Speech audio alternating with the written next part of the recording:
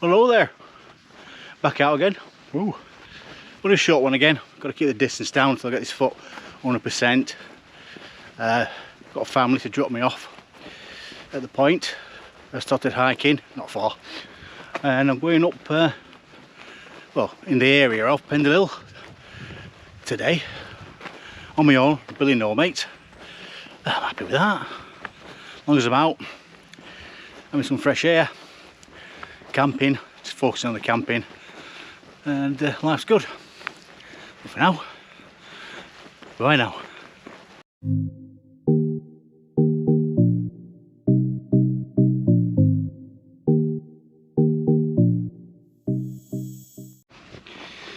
Yeah, like I said, I'm in the Pendle Hill area. Massive history this place, you know, with the witches and the way they were treated back in the day. You know, there's strong evidence that absolutely none of them were witches. It was just other rich landowners after their land, so they were persecuted, the land's taken off them, they were shipped off to Lancaster and you know, died as witches, and they did nothing wrong. Horrible, isn't it? But I have a long history of this area. I was born over there, that way, in Nelson, Lancashire, and this is our old stomping ground. You used to get various days of the year, like Halloween, New Year's, and various religious festivals, and people would come up here, mainly Halloween, because of the witchcraft connection. You know, there'd be thousands of people hiking up, same for the religious festivals. It's used to a hell of a lot. And I used to do a lot of camping around here with my brothers and my friends back in the day, and it's good. And I love the place, and I'm fortunate I've travelled quite extensively, hiked a lot of stunning places in various countries around the world. Pendle Hill, if you have a favourite, I think it is my favourite hill. Whew. That was hard work. I really wanted to stay low. Didn't want to risk this foot, but the midges and the mozzies down in the valley are just horrendous. So I've actually come to the top of Pendle, nice and slow. My pack's nice and light. I would say probably ultra light pack. So I've got my orthotics in, and you know, my foot felt okay. It's there, but it felt okay. I've had it a lot worse. Got a few kids in the background, you can probably hear those. So we're going to wait for it to go a bit darker, get the sun down a little bit further, and I'm going to put my tent up. I found a cracking pitch. Not camped here before. Camped all over Pendle, but not this particular spot. So you know, watch that sun going down. Have a look at this, it's lovely.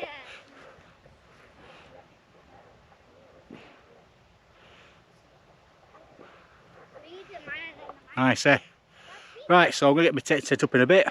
It's going to go there, like that. That's enough for now. Bye now. Well, just sat here chilling for a bit. Just having a little glass of wine. Ta-da! And waiting for Pendle Hill to quiet down. It's a very, very popular hill, it's Pendle Hill. Get a lot of people up here, and that's a good thing, not knocking that.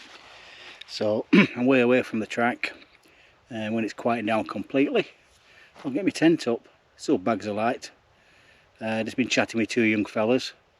They ran up, Jesus, and then had a beer at top. I was pointing out various features to them. You can see a long way at the moment. It's a little bit of mist, but you can see everything. You can see Whernside, Pennygent, all that. You can see Morecambe Bay. Just pointing out to them. And they were really taking it all in, which is good to see. For young, you can hear them laughing. Enjoying their lives. Good stuff. So, going to put the tent up in a bit, and then more chilling, watching the sun go down.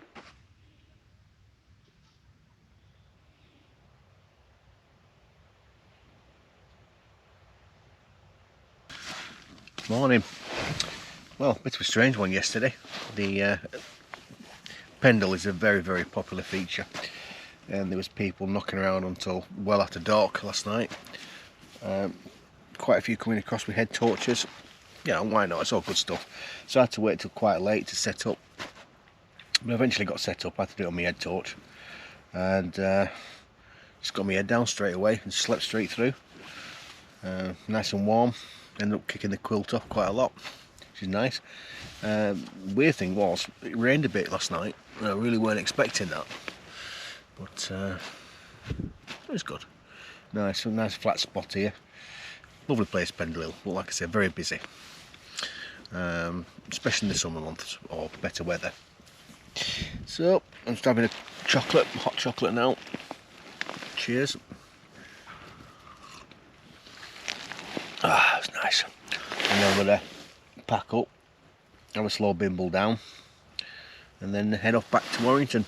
And I think I'll show you a few modifications I've done on various bits of kit before we shoot off. Yeah, but for now I'm going to finish this brew and see you in a bit. What I do recommend is I have a bag from Real Electrics, which is pretty essential now, especially if you like your videos, and a food bag. Now I get these from Treadlight Gear, and the reason I use these is because I really like, they're called packing cells, aren't they? I like to unzip it and I can see the contents immediately rather than rummaging through it. But you know, anything would do. A clear plastic bag would give you the same sort of use.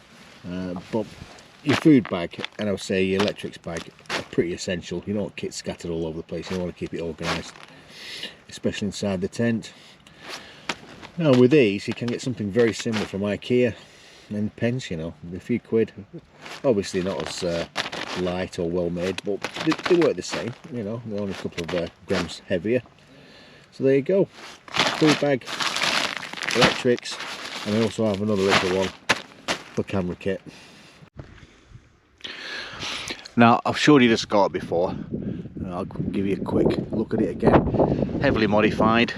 Oh, by the way, there's a new scarp out using a Dyneema type fabric called Ultra. I'd like to get my hands on that, but I don't think so. I'm happy enough with this. As you can see, we got the normal ridge where the pole slides through. I had it clipped and I did that years ago.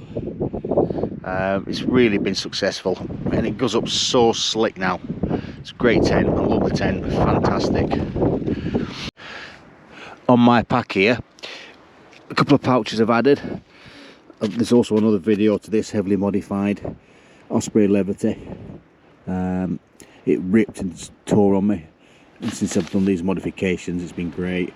But just a quick one, a couple of front pouches for water bottles, etc. Common use now, but I always wanted somewhere to stash my GoPro quickly in and out, and I made big pouches and all sorts for it, and none of them cut it. And all I did was get a bit of downpipe, drain pipe, or whatever you want to call it. Yeah, drill 2 holes, get to the holes there, and then just put a clip, a cable tie through there, and it just slides in there now, and it makes access and use of it very, very simple and slick. Usual malarkey, leave no trace except flattened grass. And if you see any other litter, be a good egg and pick that up as well. So on the way back now, back to my lift,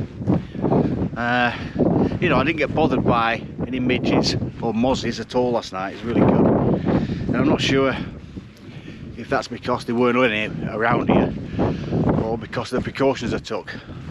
And what I do, there's a thing called methrin, and you spray it on your kit, and I'll put a link up here somewhere to it, sorry, a picture of it, made by Lifestyle.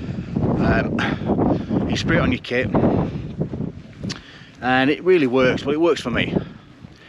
I use Jungle Formula repellent, and I also have a thermocell. Didn't use a thermocell because I didn't need it. Absolutely zero animals near me. It was good, because I've been badly bitten before, you know. I was once in Wales and I had to come back early because I got so badly bitten and my eye swelled up and everything. So something you've got to be careful of if you're prone to getting bitten. So nice up here. People still up here, you know. I heard from about 5 o'clock this morning, people out early morning running, that kind of thing. Amazing, really. Yeah, they've done a lot of work with the paths around here. Hell of a lot of work. But it does look better for it, it really does. Well done, whoever does that. So that's nearly the end of another video. Pretty short this one, hasn't it? Like I said, I went top of Pendle yesterday. I didn't really want to with this foot, but I had no choice really with the mozzies and midges in the low grounds. But I got there, nice and slow. Hurt a bit. So on the way back to my lift now, there's a book out there called Mist Over Pendle, and it goes into all the folklore history, geography, all that kind of thing, and why Pendle is tend to be misty every morning. Explains it very eloquently, and it's worth a read. So if you're ever coming up to part of the world, you want to know a bit about it, I suggest having a read of that first. But for now, let's bimble down this track now to pick up my lift. That's it. Till the next video, no idea where or when it's coming from. But until then, bye now.